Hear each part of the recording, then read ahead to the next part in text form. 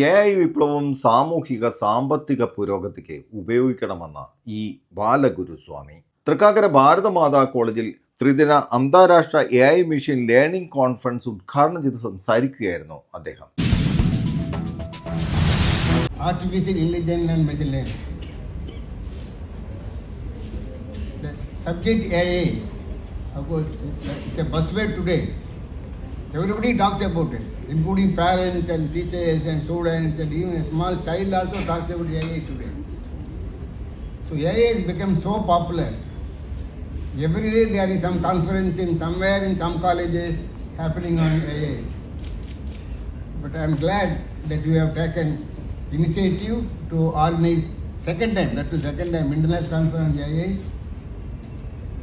It's a very, very important emerging technology which is changing everybody's life, the way in which we communicate, work and do, everything is undergoing changes because of this technology like AI and other technologies today. We call these technologies as disruptive technologies, they disturb our working, already they disturb the way we communicate, work, even the teachers also teach, they have changed now.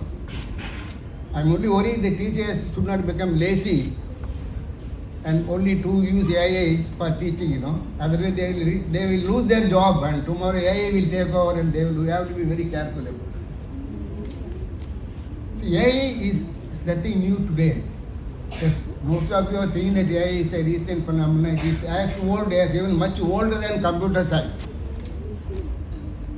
AI started before 1950s, The first concept of AI, was initiated in 1950 by Alan Turing, called a Turing test, And then 1956 was the first time the word AI was coined. 1956. And that time there is no computer in this country. India had no computer in 1950s. First computer came to India in 1955 in ISI Calcutta. And was famous Mahalani Besson, he was a close friend of Nehru. He got a computer for his institute called ISI, Indian Statistical Institute.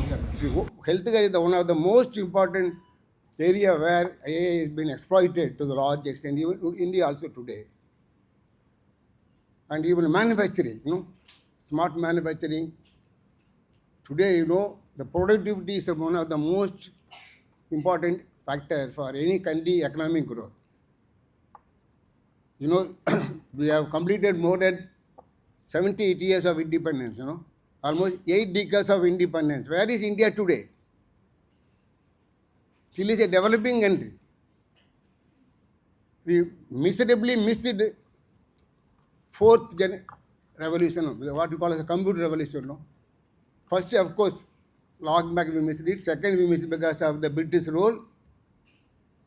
Third and fourth, both of them we missed it probably because India did not utilize it. We have manpower, but we didn't have a strategy, plan to utilize our manpower to make them contribute to socio-economic development of the country there. We have a computer software, we are about the leading world, computer software engineers. They have done little for India's development and growth. Even today, a lot of industries are not using computer for their manufacturing productivity and all that. Only recently they have started looking for that. As a result, India is still a developing country, absolutely bad. Small countries like Japan, Taiwan, Korea, now we have called developed countries. We are borrowing from them, not only money, technology, absolutely same pull to think about it. Small countries. We have such a large manpower, scientific manpower, computer manpower, resources, natural resources, we have plenty of them. No country has got such a natural resource like India. Why we have failed? We have missed the technologies, proper use of technologies, second generation revolution, third and also fourth. Now we should not miss AI revolution also today. That is where youngsters like you should wake up and make sure that we use AI as a tool to improve the socio-economic condition of this country today. Today, even though India is a fourth economy, GDP, please remember GDP, We are planning to beat Germany, become third. We may, I don't know, we may beat China, is impossible, meet China, USA, then we become first, you know. Even if you do that, you cannot be called a developer country. Please remember that. GDP has nothing to do with the developing it at all. What is important? Per capita income. A country to be called a developed country, its per capita income has to be at least $60,000 per capita income daily, annually. Today, India has $2,500 per capita income. We have to go 6 times, 7 times, you have to make it happen. As our Prime Minister says, 2047, a developed country, we have to 7 times we have to increase the per capita income in next 20 years. A very, very difficult to stop. Use all possible knowledge, technology, skill, everything possible at your disposal. Make it happen there. Then it was possible there. Will it happen there? It's a very difficult situation. It's a difficult question there. It's a dream of Prime Minister Modi. All of you know, somebody told about Abdul Kalam, me, no? Abdul Kalam was a professor with me when he became President of India. I only signed his relieving order to become President of India there. The day he got elected as a President of India, we both have a press rate. And he made a statement, India will be a developed country by 2020. All of you know, it's a very popular statement there.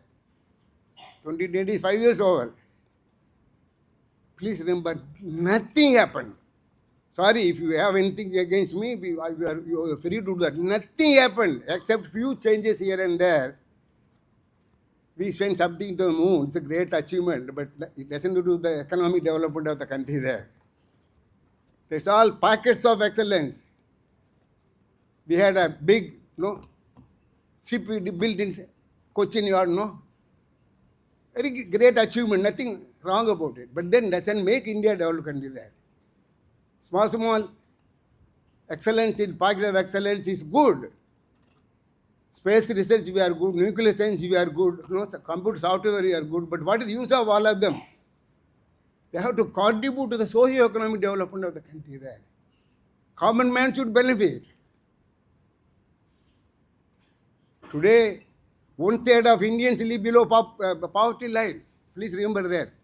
Maybe Kerala, Tamil Nadu may be slightly different. Don't compare your state and Tamil Nadu alone. But you take all over India, 1/3 of Indians, live below poverty line. Poverty line is a dirty word, in my opinion.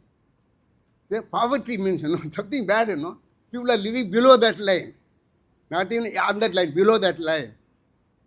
Very bad, Why? Because we have never exploited the technology available to improve our economy, productivity, so that everybody get benefit. Not failed, we miserably failed it. 200 million people go to bed hungry today.